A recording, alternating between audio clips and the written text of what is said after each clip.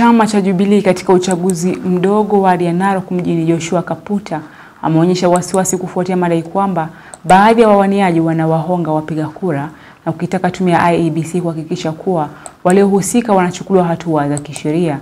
Akizungumza na wanahabari muda mfupi baada ya kupiga kura katika shule ya msingi ya Ololototo, Kaputa amelaani kitendo hicho akisema kuwa kinatishia uadilifu wa mchakato wa uchaguzi na kwamba wapiga kura wanapaswa kupewa nafasi ya kumchagua kiongozi wanayemuona anafaa kwa wadhifa huo.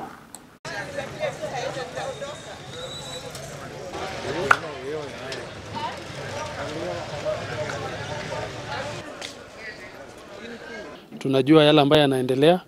Tayari kuna picha ambayo tumeendelea kusambaza pale kwa mtandao, kwa sababu pale Lenana kuna jamaa mmoja ambaye ni anasimamia chama ya UDA na wanapeana pesa pale Lenana. Na tungependa kusema ya kwamba wachunge, kwa sababu wananchi pia wakichukua hatua haitakuwa mzuri. So wala ambao wanaiba kura kwa njia ya kubribe watu, kupea watu pesa, tunataka kuwaambia nyinyi peeni tu watu pesa, lakini ukweli ni kwamba haki itasimama. Na sisi mimi nikiwa kati ya wale ambao wanatafuta hiyo kiti, tunasema ya kwamba haki itendeke. Tumesikia pia na tumeona Ololototo, mahali ambaye mimi mwenyewe napigia kura.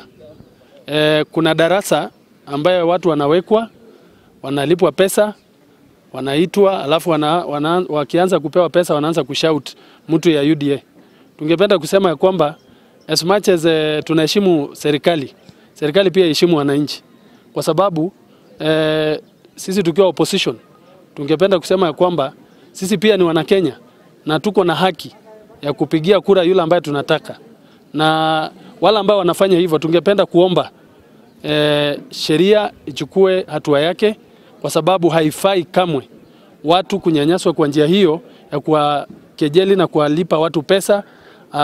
Tunajua pia some of the agents pia wananunuliwa, but haina shida. Cha muhimu zaidi ni kwamba watu wapewe nafasi ya kupigia mtu ambaye wanataka kura. Niliingia hapa kwenye mida ya saa 11 asubuhi, na kusema kweli ni kwamba IEBC wakati huu naona ikiendelea na hiyo itakuwa sawa, kwa sababu ikisema ifike sinashara ya asubuhi already tulikuwa tushapiga kura na matayarisho yote yalikuwa kamili.